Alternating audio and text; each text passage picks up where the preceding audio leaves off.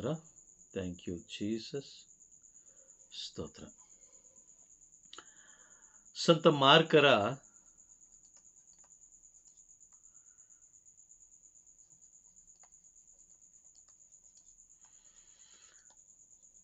ಶುಭ ಸಂದೇಶದ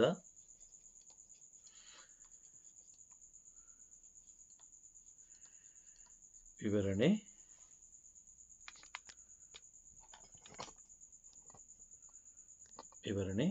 ಭಾಗ 17. ಸಂತ ಮಾರ್ಕರ ಶುಭ ಸಂದೇಶದ ವಿವರಣೆ ಭಾಗ 17.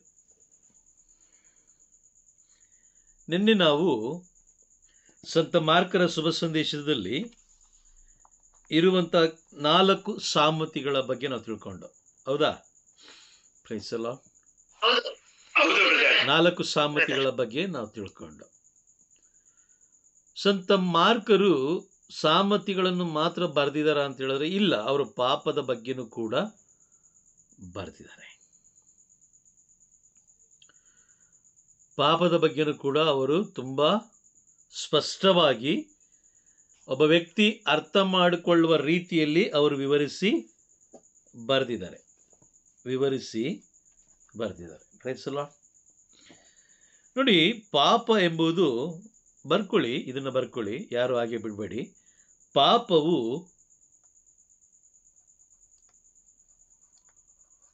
ಒಂದು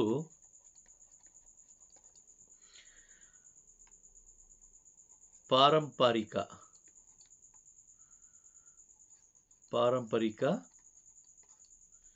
ಕಾಯಿಲೆ.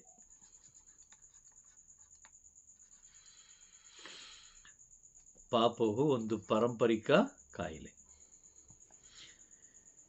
ಈಗ ತಂದೆ ಮಾಡ್ತಾ ಇದ್ದಾರೆ, ಒಂದು ಪಾಪ ಮಾಡ್ತಾ ಇದ್ದಾರೆ ಅಂದರೆ ತಂದೆ ಮಾಡಿದ ಮೇಲೆ ಅವರ ಮಗನು ಕೆಲವು ಬಾರಿ, ಸಾಮಾನ್ಯವಾಗಿ 100ರಲ್ಲಿ 80% ಅವ್ರ ಮಗನು ಮಾಡ್ತಾನೆ. ಮಗ ಮಾಡಿದ ಮೇಲೆ ಮೊಮ್ಮಗನು ಮಾಡ್ತಾನೆ. ಎಷ್ಟು ತಲೆಮಾರು ಆಯ್ತು? 3 ತಲೆಮಾರು ಅಲ್ವಾ? 1, 2, 3 ತಲೆಮಾರು. ಅಂದರೆ ಇದೊಂದು ಪಾರಂಪರಿಕವಾದ ಒಂದು ಕಾಯಿಲೆ. ಇದು ಪಾರಂಪರಿಕವಾದ ಒಂದು ಕಾಯಿಲೆ. ಅವ್ರು ಮಾಡ್ತಾರೆ, ತಂದೆ ಮಾಡಿದಾನೆ ಅಂತ ಹೇಳಿದ್ರೆ ತಂದೆ ಮಾಡ್ತಾನೆ. ಉದಾಹರಣೆಗೆ ಬಡ್ಡಿ ಬಿಡ್ತಾರೆ, ನೋಡಿದ್ದೀರಾ? ಬಡ್ಡಿ ತಂದೆ ಬಿಟ್ರೆ ಮಗನು ಬಿಡ್ತಾ ಇರ್ತಾನೆ, ಮಗ ಬಿಟ್ರೆ ಮೊಮ್ಮಗನು ಬಿಡ್ತಾ ಇರ್ತಾನೆ. ತಂದೆ ಒಂದು ಲೆಕ್ಕದಲ್ಲಿ ಕೊಟ್ರೆ ಮಗ ಅದೊಂದು ಇನ್ನೊಂದು ಲೆಕ್ಕದಲ್ಲಿ ಕೊಡ್ತಾನೆ. ಮೊಮ್ಮಗ ಇನ್ನೂ ಒಂದು ವಿಶೇಷವಾಗಿ ಮೇಲೆ ಹೋಗಿ ಇನ್ನೂ ಸ್ವಲ್ಪ ಗೌರವಾಗಿಯೇ ಕೊಡ್ತಾನೆ ಅವನು. Praise the Lord. ಒಂದು ಪಾರಂಪರಿಕವಾದ ಕಾಯಿಲೆ ಯಾವುದು? ಪಾಪ. ಇನ್ನೊಂದು, ಎರಡನೇದು, ಪಾಪ ಎಂಬುದು, ಪಾಪ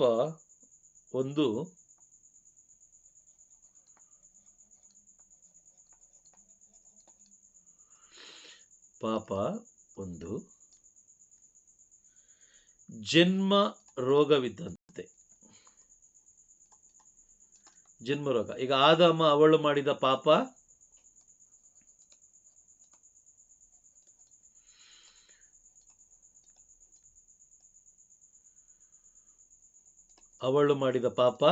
ಅದು ಜನ್ಮ ಪಾಪ ಅಲ್ವಾ? ಹೌದು ಬ್ರದರ್. ಜನ್ಮ ಪಾಪ ಅಥವಾ ಜನ್ಮ ರೋಗ.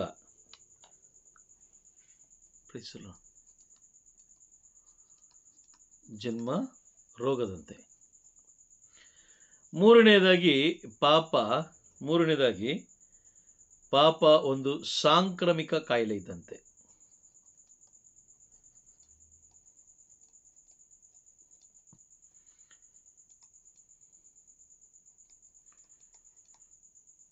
ಸಾಂಕ್ರಾಮಿಕ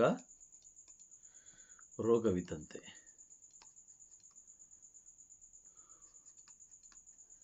ಏನಿದ್ರ ಅರ್ಥ ಏನು? ಒಂದು ಸಾಂಕ್ರಾಮಿಕ ರೋಗದಂತೆ ಅಂದ್ರೆ ಅರ್ಥ ಏನು? ಈಗ ನಿಮ್ಮ ಮನೆ ಹತ್ರ ಒಬ್ಬರಿಂದ ಒಬ್ಬರಿಗೆ ಈಗ ಒಬ್ಬರಿಂದ ಒಬ್ಬರಿಗೆ ಹರಡೋದು.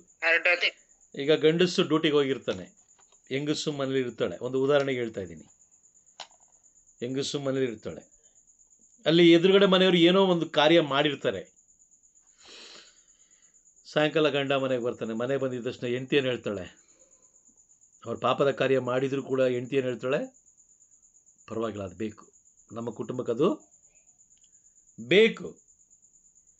ಇಲ್ಲಮ್ಮ, ಅದು ಪಾಪ, ಅದು ನನಗೆ ಗೊತ್ತಿಲ್ಲ, ಅದು ನನಗೆ ಗೊತ್ತಿಲ್ಲ. ನಿನಗೆ ಯೋಗ್ಯತೆ ಇದೆಯಾ ಇಲ್ವಾ? ಫಸ್ಟ್ ಮಾತಾಡೋದು ಯಾವುದ್ರ ಬಗ್ಗೆ? ಯೋಗ್ಯತೆ ಬಗ್ಗೆ. ಗಂಡ ಬೇರೆ ವಿಧಿ ಇಲ್ಲ, ಮಾಡಲೇಬೇಕು. ಇಲ್ಲಾಂದ್ರೆ ಏನು ಮಾಡ್ತಾಳೆ ಹೆಂಡತಿ? ಏನು ಮಾಡ್ತಾಳೆ?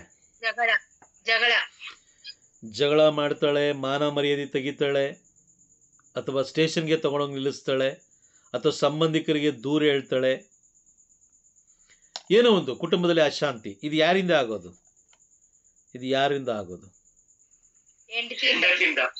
ಹೆಂಡತಿಯಿಂದ ಆಗೋದಾ, ಅಥವಾ ಹೆಂಡತಿ ಸ್ಥಳ ಕೊಟ್ಟ ಕಾರಣ ಸೈತಾನ ನಡೆಸ್ತಾ ಇದ್ದಾನ?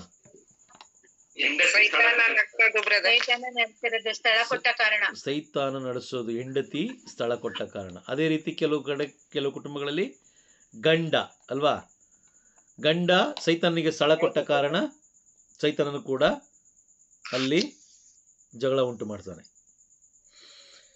Price the lord.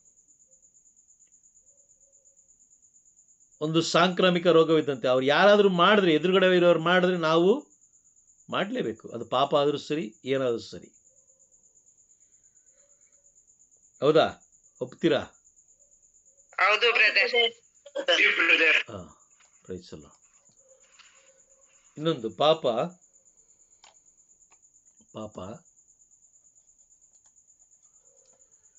ತಾತ್ಕಾಲಿಕ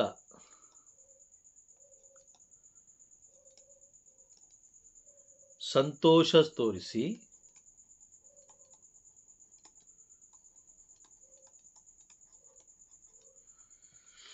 ಮನುಷ್ಯನನ್ನು ವಂಚಿಸುತ್ತದೆ.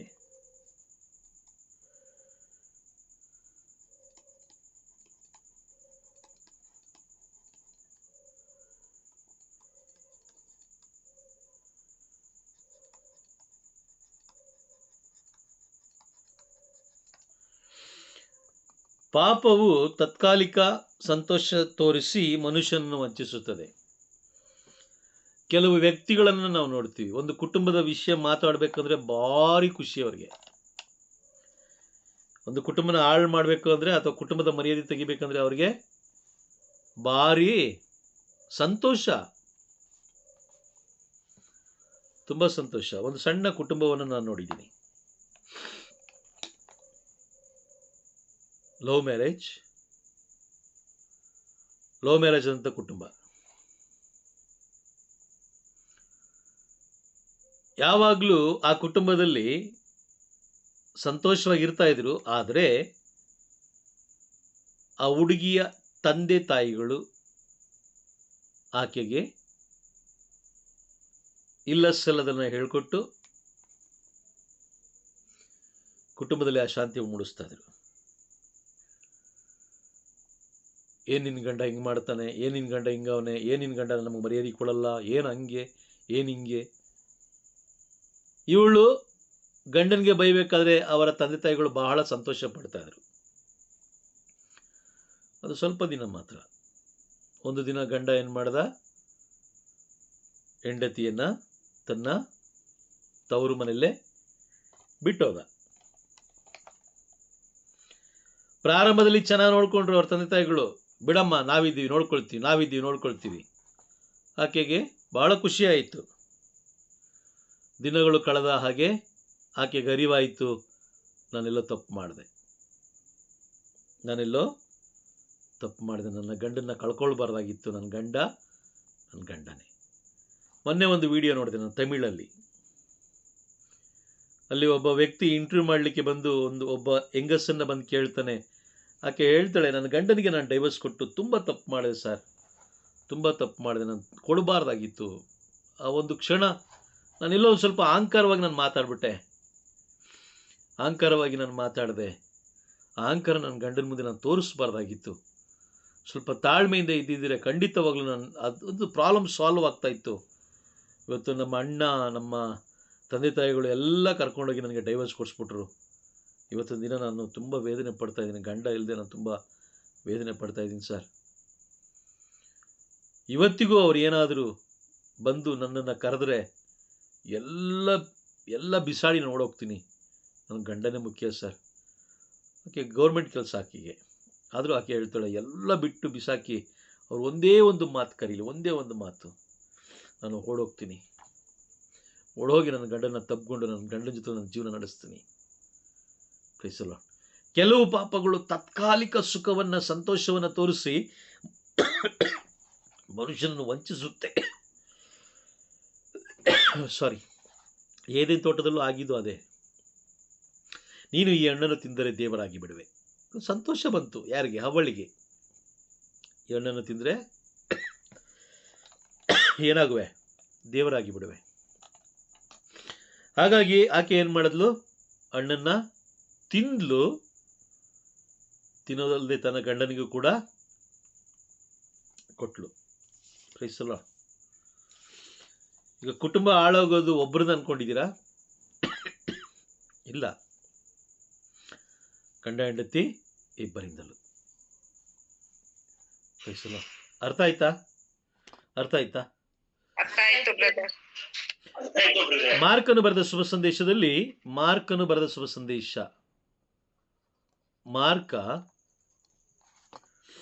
ಮಾರ್ಕನು ಬರೆದ ಶುಭ ಸಂದೇಶ 7ನೇ ಅಧ್ಯಾಯ 20ರಿಂದ 23 ತನಕ ಇರುವ ವಾಕ್ಯಗಳನ್ನು ನಾವು ಓದಬೇಕಾದ್ರೆ ಅಲ್ಲಿ ಸಂತ ಮಾರ್ಕರು 13 ವಿಧವಾದ ಪಾಪಗಳ ಬಗ್ಗೆ ನಮಗೆ ಬಿಡಿಸ್ತಾರೆ. 13 ವಿಧವಾದ ಪಾಪಗಳು. 13 ವಿಧವಾದ ಪಾಪಗಳು. ಒಂದಲ್ಲ ಎರಡಲ್ಲ, ಒಂದು ಮಾಡಿದ್ರೆ ನಾವೇನಾಗ್ತೀವಿ? ಪಾಪಿಗಳಾಗ್ತೀವಿ. 13 ವಿಧವಾದ ಪಾಪಗಳ ಬಗ್ಗೆ ನಮಗೆ ತಿಳಿಸ್ತಾರೆ.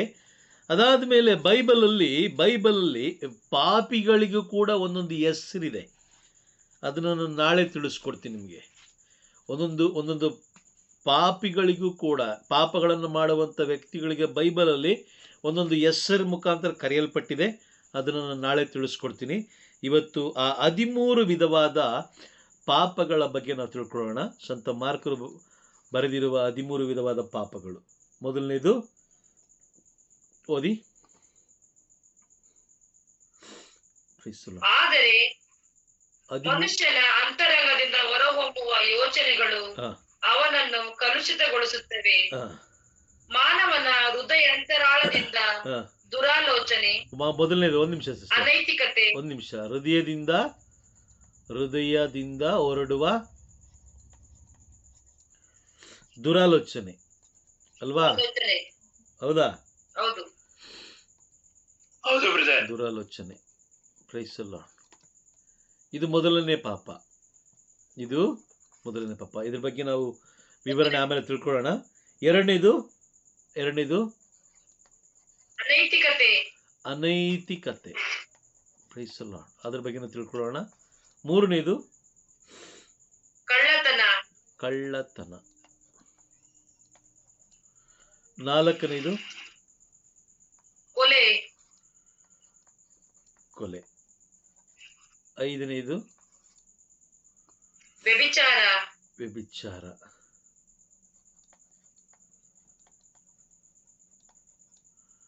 ಆರನೇದು ಲೋಭ. ಏಳನೇದು ಕೆಡುಕುತನ.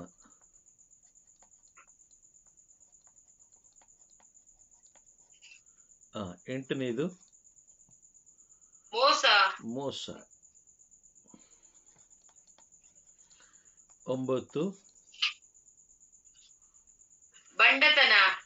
ಬಂಡತನ. 10 ಅಸೂಯೆ.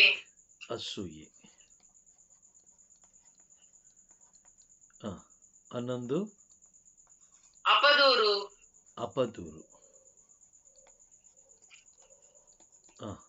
12 ಅಹಂಕಾರ. ಅಹಂಕಾರ. 13 ಮೂರ್ಖತನ. ಮೂರ್ಖತನ.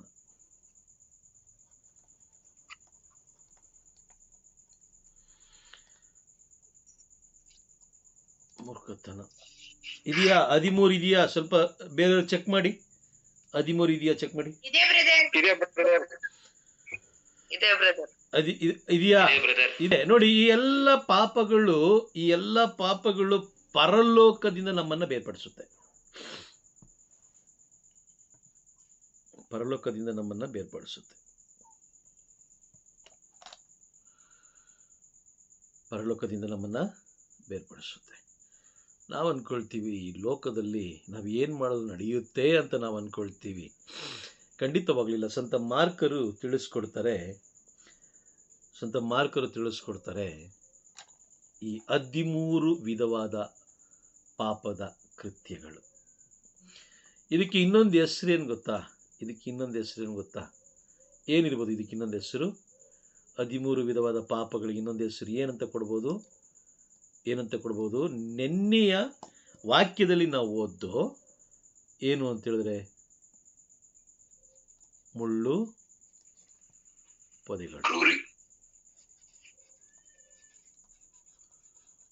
ಪೊದೆಗಳು. ಇವೇನು? 13 ಮುಳ್ಳು ಪೊದೆಗಳು. ಪ್ರೈಸಲ್ಲ. ನೀವು ವಿಶ್ವಾಸದಲ್ಲಿ ಬೆಳಿಬೇಕು ಅಂತ ಬಹಳ ಪ್ರಯತ್ನ ಪಡ್ತೀರಾ. ಆದರೆ ಇದರಲ್ಲಿ ಯಾವುದಾದ್ರು ಒಂದು ಸ್ವಭಾವ ನಿಮ್ಮಲ್ಲಿತ್ತು ಅಂದರೆ ಅದೇನು ಮಾಡುತ್ತೆ? ಆ ವಿಶ್ವಾಸವನ್ನ ಏನು ಮಾಡುತ್ತೆ? ಅದುಮಿ ಬಿಡುತ್ತೆ. ಬೆಳಿಲಿಕ್ಕೆ ಬಿಡೋದಿಲ್ಲ ಅಲ್ವಾ? ಬೆಳಿಲಿಕ್ಕೆ ಬಿಡೋದಿಲ್ಲ. ನೀವು ಕುಟುಂಬದಲ್ಲಿ ಸಮಾಧಾನವಾಗಿರ್ಲಿಕ್ಕೂ ಬಿಡೋದಿಲ್ಲ. ಕುಟುಂಬದಲ್ಲಿ ಯಾರಾದರೂ ಒಬ್ರು ದೇವರ ರಾಜ್ಯ ಅಂದರೆ ಸ್ವರ್ಗದ ಮಾರ್ಗದಿಂದ ದೂರ ಇದ್ದಾರೆ ಅಂತ ತಿಳ್ಕೊಳ್ಳೋಣ. ಅವ್ರು ಲೋಕದಲ್ಲಿದ್ದಾರೆ. ಈಗ ಕುಟುಂಬದಲ್ಲಿ ಒಂದು 4 ಜನ ಇದ್ದೀರಾ ಅಂತ ತಿಳ್ಕೊಳ್ಳೋಣ. 4 ಜನ ಬೇಡ, 10 ಜನ ಇದ್ದಾರೆ ಅಂತ ತಿಳ್ಕೊಳ್ಳೋಣ. 10 ಜನದಲ್ಲಿ 9 ಜನ ದೇವರ ಕಡೆ ಇದ್ದಾರೆ, ದೇವರ ಮಾರ್ಗದಲ್ಲಿ ಜೀವಿಸ್ತಾ ಇದ್ದಾರೆ. ಒಬ್ಬ ವ್ಯಕ್ತಿ ಮಾತ್ರ ಲೋಕದ ಮಾರ್ಗದಲ್ಲಿ ಜೀವಿಸ್ತಾ ಇದ್ದಾನೆ ಅಂತ ಒಂದು ಸ್ವಲ್ಪ ಆಲೋಚನೆ ಮಾಡ್ಕೊಳ್ಳಿ. ಆ ಕುಟುಂಬದಲ್ಲಿ ನೆಮ್ಮದಿ ಇರುತ್ತೆ ಅಂತ ತಿಳ್ಕೊಂಡಿದ್ದೀರಾ? ಇರೋದಿಲ್ಲ. ನೋಡಿ, ಆ 9 ಜನ ದೇವರ ಮಾರ್ಗದಲ್ಲಿರುವ 9 ಜನರಿಗೂ ತಲೆನೋವು ಯಾರು? ಈ ಒಬ್ಬ ವ್ಯಕ್ತಿ. ಅರ್ಥ ಆಗ್ತಾ ಇದೆಯಾ? Praise the Lord. ನೋಡಿ, ಅವ್ರು ಯಾವಾಗ್ಲೂ ಸಿಡಿಮಿಡಿ ಅಂತ ಇರ್ತಾರೆ. ನೀವು ಏನೇ ಮಾಡಿದ್ರು, ಪರಲೋಕದ ವಿಷಯವಾಗಿ ಏನೇ ಮಾಡಿದ್ರು ಅವ್ರು ಏನು ಮಾಡ್ತಾರೆ? ಸಿಡಿಮಿಡಿ ಆಗ್ತಾ ಇರ್ತಾರೆ. ಆದರೆ ಬೈಬಲ್ ಹೇಳುತ್ತೆ, ನೀನು ಅವ್ರನ್ನ ನೋಡಿ ಸಿಡಿಮಿಡಿ ಆಗಬೇಡ. ನೀನು ಅವ್ರನ್ನ ನೋಡಿ ಏನಾಗಬೇಡ? ಸಿಡಿಮಿಡಿ ಆಗಬೇಡಿ. ಹೌದಾ? ನಾನೇನೋ ಸುಳ್ಳು ಹೇಳ್ತಾ ಇದ್ದೀನಾ? ಇಲ್ಲ. ಸುಳ್ಳು ಹೇಳ್ತಾ ಇದ್ದೀನಾ? ಇರ್ಬೋದು. ಯಾರು ಗೊತ್ತು? ವಾಕ್ಯ ಬೇಕಲ್ವಾ? ವಾಕ್ಯ ಬೇಕು ತಾನೆ?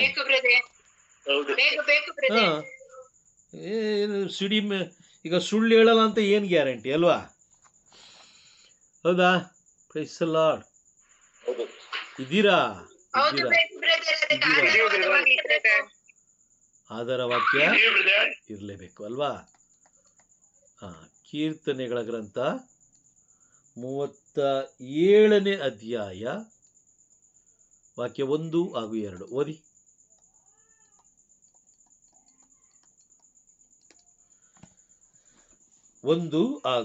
ಕೇಡು ಮಾಡುವವರ ನೋಡಿ ಸಿಡಿಮಿಡಿಯಾಗಬೇಡ, ದುರಾಚಾರಿಗಳ ಕಂಡು ಮಚ್ಚರಗೊಳ್ಳಬೇಡ. ಅವರು ಒಣಗಿ ಹೋಗುವರು ಕಾಡುಗರಿಕೆಯಂತೆ, ಬೇಗ ಬಾಡಿ ಹೋಗುವರು ಕಾಯಿ ಪಲ್ಯದಂತೆ. ವಾಕ್ಯ ಇದೆಯಾ? ಕೇಡು ಮಾಡುವವರನ್ನು ನೋಡಿ ನೀನೇನ್ ಮಾಡಬೇಡ. ಯಾರಾದ್ರೂ ಆಗಿರ್ಬೋದು, ಹೆಂಡತಿ ಆಗಿರ್ಬೋದು, ಗಂಡ ಆಗಿರ್ಬೋದು, ಮಕ್ಕಳಾಗಿರ್ಬಾರ್ದು, ಸಿಡಿಮಿಡಿ ಆಗಬೇಡ. ಅವ್ರಿಗೋಸ್ಕರ ಸಾಧ್ಯವಾದರೆ ಪ್ರಾರ್ಥನೆ ಮಾಡು. ಇಲ್ಲ ಅಂತಂದರೆ ದೇವರ ಚಿತ್ತದಂತೆ ಬಿಟ್ಟು ಬಿಡು. ಅವರು ಉದುರಿ ಹೋಗ್ತಾರೆ ಕಾಯಿ ಪಲ್ಯದಂತೆ. ಕಾಯಿ ಪಲ್ಯದಂಥವರು ಉದುರಿ ಹೋಗ್ತಾರೆ. ಈಗ ನೀವು ಮಾತಾಡಿದ್ರೆ ಅವರಿನ್ನೂ ಜಾಸ್ತಿ ಮಾಡ್ತಾರೆ. ಹೌದಾ? ಹೌದು ಬ್ರದರ್. ಹೌದಾ ಅನ್ನೋದಕ್ಕೆ ಅದಕ್ಕೂ ಆಧಾರ ಬೇಕು ಅಲ್ವಾ? ಕರೆಕ್ಟಾ? ಬೇಕು ಬ್ರದರ್, ಆಧಾರ ಬೇಕು ಬ್ರದರ್. ಜ್ಞಾನೋಕ್ತಿ 24ನೇ ಅಧ್ಯಾಯ ವಾಕ್ಯ 1-2 ಓದೋಣ.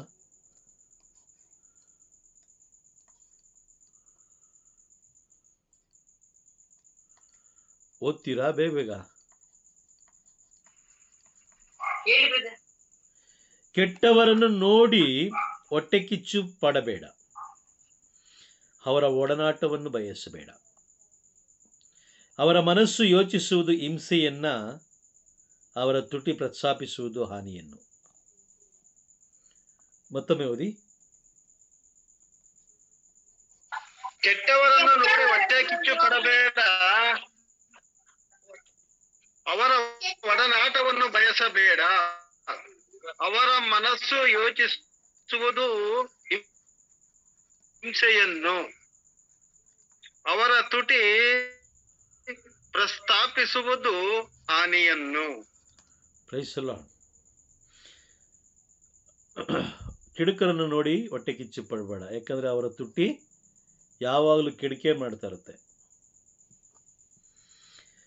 ಸಂತ ಮಾರ್ಕರು ಬರೀತಾರೆ 13 ವಿಧವಾದ ಪಾಪಗಳು. 13 ವಿಧವಾದ ಪಾಪಗಳ ಬಗ್ಗೆ ಇಲ್ಲಿ ಬರೀತಾರೆ. ಮೊದಲನೇದಾಗಿ ಹೃದಯದಿಂದ ಉಂಟಾಗುವಂಥ ದುರಾಲೋಚನೆ. ಒಬ್ಬರನ್ನ ಹಾಳು ಮಾಡಬೇಕು ಅಂತ ನಿರ್ಧಾರ ಆಗೋದು ಎಲ್ಲಿಂದ ಪ್ರಾರಂಭ ಆಗೋದು? ಹೃದಯದಿಂದ ಅಲ್ವಾ? ಹೆಂಗಾದ್ರೂ ಮಾಡಿ ಇವತ್ತು ನನ್ನ ತಮ್ಮನ ಏನ್ ಮಾಡಬೇಕು? ಏನಾದ್ರು ಮಾಡ್ಬಿಡ್ಬೇಕು. ಯಾಕೋಬನ ಮಕ್ಕಳು ಯೋಸೇಫನ ಬಗ್ಗೆ ಆಲೋಚನೆ ಮಾಡಿದ್ದು, ದುರಾಲೋಚನೆ ಮಾಡಿದ್ದು ಹಾಗೇನೆ ಅಲ್ವಾ? ಅದು ಪಾಪ. ಅನೈತಿಕತೆನೂ ಕೂಡ ಒಂದು ಪಾಪ. ಅನೈತಿಕತೆ ಈಗ ನಮ್ಮಲ್ಲಿ ಇದೆಯಾ? ಅನೈತಿಕತೆ ಇದೆಯಾ?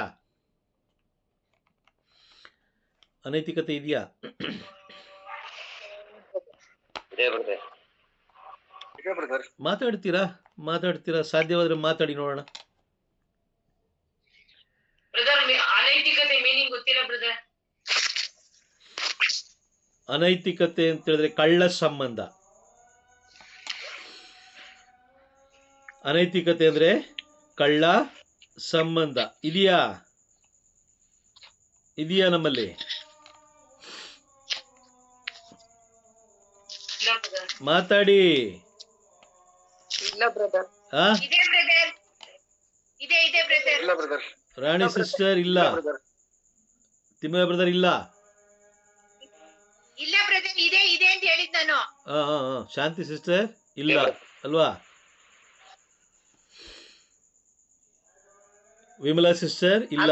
ವಿಶ್ವಾಸದಲ್ಲಿ ಅವಾಗ ದೇವರ ವಿಶ್ವಾಸದಲ್ಲಿ ಅವಾಗ ಇತ್ತು, ಈಗ ಇಲ್ಲ ಬ್ರದರ್. ಇದೆಯಾ ಇಲ್ವಾ ಅಷ್ಟೇ. ಇತ್ತು, ಈಗಿಲ್ಲ. ಮೊದ್ಲಿತ್ತು, ಈಗಿಲ್ಲ. ಅದು ಬೇಡ.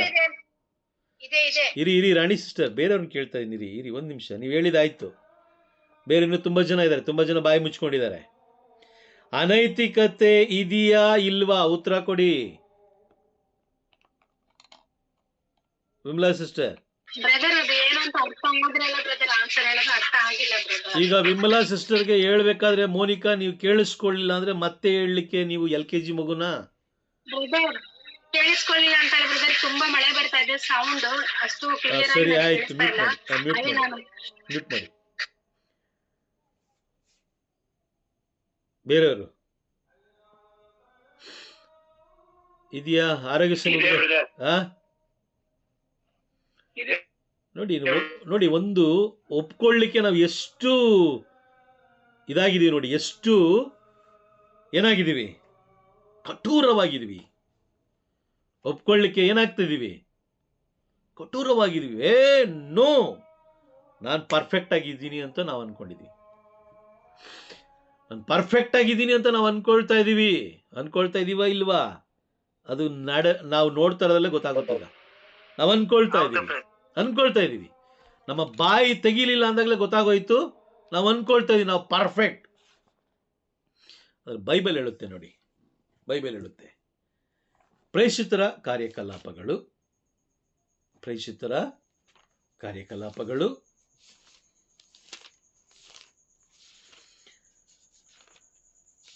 17ನೇ ಅಧ್ಯಾಯ 29ನೇ ವಾಕ್ಯ ಓದಿ.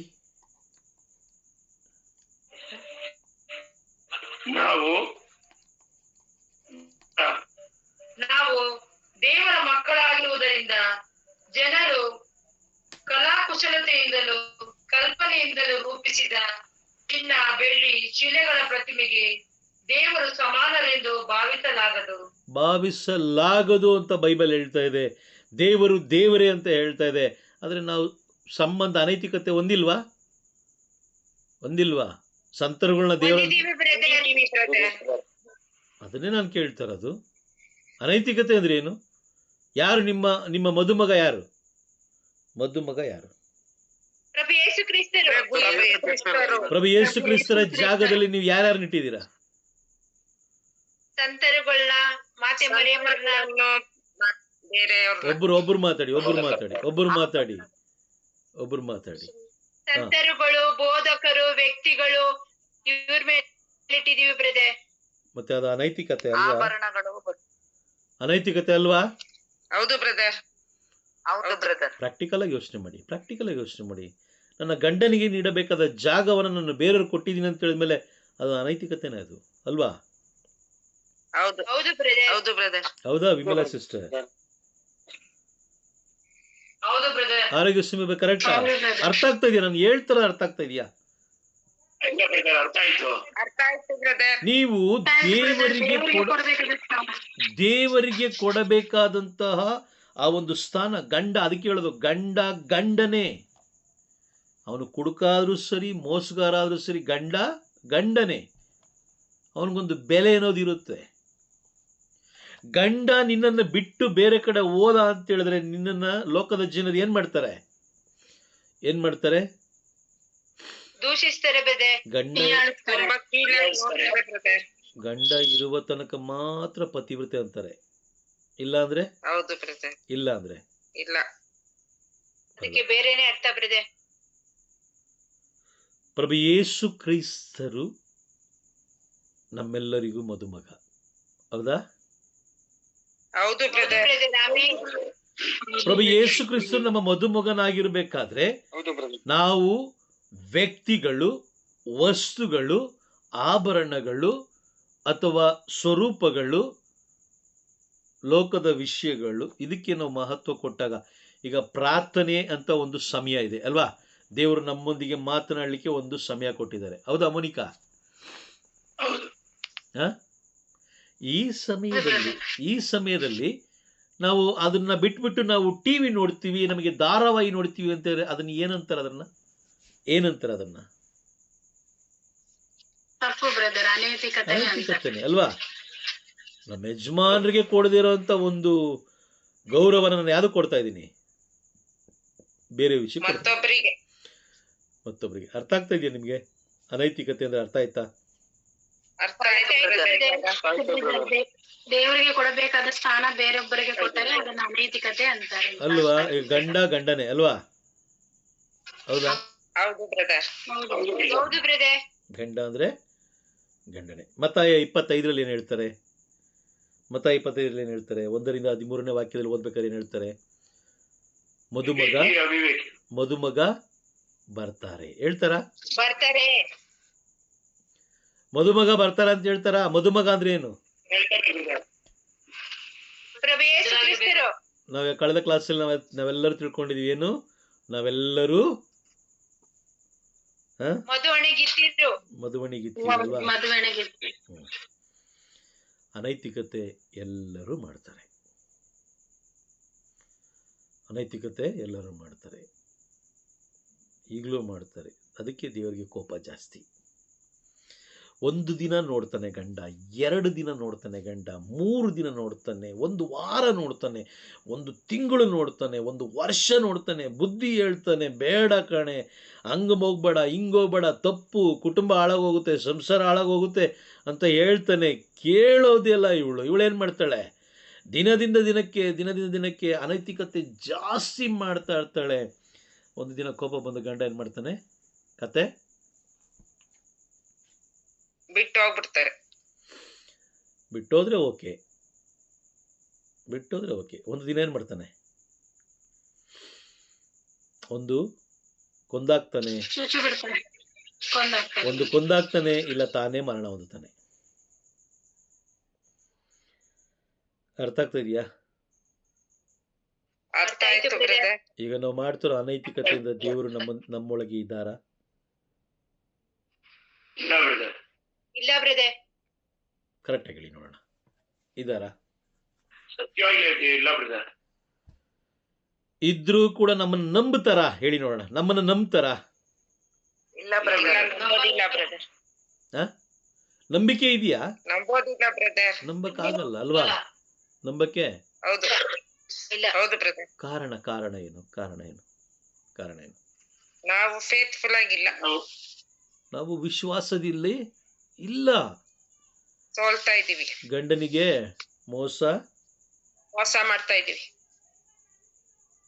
ಪ್ರತಿ ಭಾನುವಾರ ಮಾಡ್ತಾ ಇದೀವ ಇಲ್ವಾ? ಸ್ವಲ್ಪ ಯೋಚನೆ ಮಾಡಿ ನೋಡೋಣ. ಮಾಡ್ತಾ ಇದೀವಿ ಬ್ರದರ್. ಬೇರೆಯವರು ಹೇಳಿ ನೋಡೋಣ, ಇದ್ದೀರಾ? ಯಾವಾಗ ವಿಗ್ರಹ ಆರಾಧನೆ ತಪ್ಪು ಅಂತ ತಿಳ್ಕೊಂಡಿವೋ ಅವಾಗಿಂದ ನಾವು ಮನಪರಿವರ್ತನೆ ಹೊಂದಿದೀವಿ ಬ್ರದರ್. ಹೊಂದಿದ್ದೀರಾ? ಅದು ಬಿಟ್ಟು ಬೇರೆ ಏನು ಮಾಡೋದಿಲ್ವಾ ಮೋನಿಕಾ? ಬೇರೆ ಒಬ್ರು ಮಾಡ್ತೀವಿ ಬ್ರದರ್, ನಾವು ಮನುಷ್ಯರಲ್ವಾ, ಬೇರೆ ತಪ್ಪುಗಳಂತೂ ಮಾಡ್ತೀವಿ. ಅಲ್ಲಲ್ಲ, ನಾನು ಹೇಳ್ತಾ ಇರೋದು ವಿಗ್ರಹ ಆರಾಧನೆ ನೀಡುವಂತ ಸ್ಥಾನಮಾನವನ್ನ ನೀವು ಬೇರೆದು ಕೊಟ್ಟಿಲ್ವಾ? ಇಲ್ಲ ಬ್ರದರ್, ಈಗ ನಾನು ಬೈಬಲ್ಗೆ ಜೀಸಸ್ಗೆ ಬಿಟ್ಟು ಬೇರೆ ಯಾರಿಗೂ ನಾನು ಪ್ರಾಮುಖ್ಯತೆ ಕೊಡ್ತಾ ಇಲ್ಲ ಬ್ರದರ್, ನನಗೆ ತಿಳಿದಷ್ಟು ಮಟ್ಟಿಗೆ. Good, super. ಓಕೆ, ಬೇರೆಯವರು ಇದ್ದೀರಾ? ಸಗಾಯಿ ಮೇರಿ ಸಿಸ್ಟರ್, ಸುಗುಣ ಸಿಸ್ಟರ್ ಇದ್ದೀರಾ? ಕೇಳಿಸ್ಕೊಳ್ತಾ ಇದ್ದೀರಾ? ಇದೀವಿ ಬ್ರದರ್. ಶಾಂತಿ ಸಿಸ್ಟರ್ ಇದ್ದೀರಾ? ಇದೀನಿ ಬ್ರದರ್, ಕೇಳಿಸ್ಕೊಳ್ತಾ ಇದೀನಿ ಓಕೆ, ಬ್ರದರ್. ಅವರಿಬ್ರು ಇಲ್ವಾ? ಇಲ್ಲ.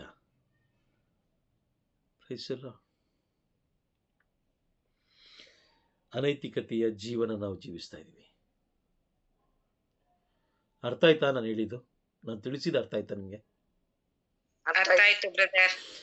ತಿಮ್ಮಯ್ಯ ಬ್ರದರ್, ಅರ್ಥ ಆಯ್ತಾ? ಅರ್ಥ ಆಯ್ತು ಬ್ರದರ್. ದೇವರಿಗೆ ನೀಡಬೇಕಾದ ಸ್ಥಾನ ನೀವು ಸ್ವಲ್ಪ ಕಡಿಮೆ ಮಾಡಿದ್ರು ಅದು ಅನೈತಿಕತೆನೆ.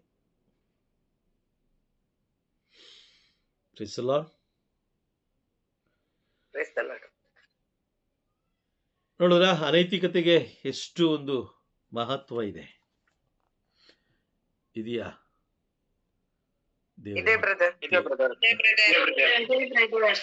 ಈಗನು ಈಗ ನವೀನ ಸ್ಟಾರ್ಟ್ ಆಗುತ್ತಂತ ತುಂಬಾ ಜನ ಮಾತೆ ಮಾರೇಮ್ಮನ ಅವ್ರದ್ದು ಅದೆಲ್ಲ ಪಾಂಪ್ಲೆಟ್ಸ್ ಮತ್ತೆ ಎಲ್ಲ ರೆಡಿ ಮಾಡ್ತಿದ್ದಾರೆ ಬ್ರದರ್. ಎಲ್ಲ ನವೀನಗಳೆಲ್ಲ ಅದಕ್ಕೆ ಹೇಗೆ ಮಾಡ್ಬೇಕು ಅಂತ ಎಲ್ಲ ಚರ್ಚ್ಗಳಲ್ಲಿ ಎಲ್ಲ ತಯಾರಿ ಮಾಡ್ತಾ ಇದ್ದಾರೆ.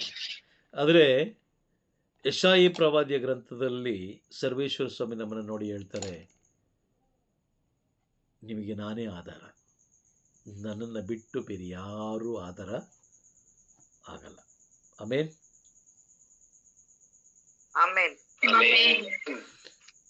ಅದು ನಿಜನೂ ಕೂಡ ಅಲ್ವಾ? ಅವರೇ ನಮ್ಗೆ ಆಧಾರ.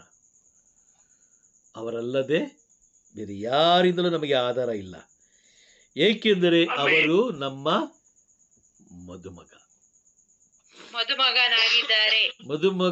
ಮದುಮಗನಿಗೆ ಚೆನ್ನಾಗಿ ಗೊತ್ತಿದೆ ಹೇಗಿಡಬೇಕು, ಹೇಗಿಡಬಾರ್ದು, ಏನು ತಂದು ಕೊಡಬೇಕು, ಏನು ತಂದು ಕೊಡಬಾರ್ದು ಎಲ್ಲ ಗೊತ್ತಿದೆ. ಯಾರಿಗೆ? ಮದುಮಗನಿಗೆ, ಮದುಮಗನಾದ ಪ್ರಭು ಯೇಸು ಕ್ರಿಸ್ತರಿಗೆ. 13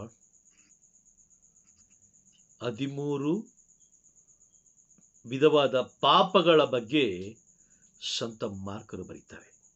ನೋಡಿ, ಮೊದಲನೇ ಶುಭ ಸಂದೇಶದಲ್ಲೇ ಅವ್ರು ಬರೀತಾ ಇದ್ದಾರೆ ಅಂತ ಹೇಳಿದ್ರೆ, ಇಷ್ಟು ವಿವರಿಸಿ ವಿವರಿಸಿ ಅವ್ರು ಬರೀತಾ ಇದ್ದಾರೆ ಅಂತ ಹೇಳಿದ್ರೆ ಅದು ಅದರ ಪ್ರಭಾವ ಇನ್ನು ಯಾವ ಮಟ್ಟಿಗೆ ಇರ್ಬೋದು ಯೋಚನೆ ಮಾಡಿ ನೋಡೋಣ. ಅದರ ಪ್ರಭಾವ ಎಷ್ಟರ ಮಟ್ಟಿಗಿರ್ಬೋದು ಅರ್ಥ ಆಗ್ತಾ ಇದೆಯಾ? ಯಾವ ದೊಡ್ಡ ಬೋಧಕರೇ ಆಗಿರಲಿ, ಯಾವ ದೊಡ್ಡ ಯಾಜಕರೇ ಆಗಿರಲಿ, ಯಾರೇ ಆಗಿರಲಿ, ಬಲಿಪೀಠವನ್ನ ಬೇರೆಯವರಿಗೆ ಬಿಟ್ಟುಕೊಟ್ರೆ ಅದು ಅನೈತಿಕತೆ. ಅನೈತಿಕೆ. ಬಲಿಪೀಠ ಇರೋದು ಯಾರಿಗೆ? ಒಬ್ಬರಿಗೆ ಮಾತ್ರ. ಹೌದು ಬ್ರದರ್. ಆಮೇನ್. ಪ್ರಭು ಯೇಸು ಕ್ರಿಸ್ತನಿಗೆ ಮಾತ್ರ. ವಾಕ್ಯದಲ್ಲೂ ಹೇಳ್ತಾರೆ ನೋಡಿ, ಸಬ್ಬತ್ ದಿನವನ್ನ ನೋಡಿ ಎಷ್ಟು ಸುಂದರವಾಗಿ ಮಾತಾಡ್ತಾರೆ ನೋಡಿ ನಮ್ಮ ಜೊತೆಯಲ್ಲಿ ದೇವರು. ವಿಮೋಚನಾ ಕಾಂಡ 20ನೇ ಅಧ್ಯಾಯದಲ್ಲಿ 20ನೇ ಅಧ್ಯಾಯ 11ನೇ ವಾಕ್ಯದಲ್ಲಿ ನೋಡಿ, ಸರ್ವೇಶ್ವರನಾದ ನಾನು 6 ದಿನಗಳಲ್ಲಿ ಭೂಮಿ ಆಕಾಶಗಳನ್ನು ಸಮುದ್ರವನ್ನು ಅವುಗಳಲ್ಲಿರುವ ಸಮಸ್ತವನ್ನು ಸೃಷ್ಟಿ ಮಾಡಿ 7ನೆಯ ದಿನದಲ್ಲಿ ವಿಶ್ರಮಿಸಿಕೊಂಡೆನು. 7ನೆಯ ದಿನದಲ್ಲಿ ವಿಶ್ರಮಿಸಿಕೊಂಡನು. ಆದುದರಿಂದ ಅದನ್ನು ಸರ್ವೇಶ್ವರನ ವಿಶ್ರಾಂತಿ ದಿನವನ್ನಾಗಿ ಆಶೀರ್ವದಿಸಿ ಪವಿತ್ರಿಗೊಳಿಸಿದೆನು. ಅದು ಅವರ ದಿನ. ಅದು ಸಬ್ಬ ದಿನ ಯಾರ್ದು?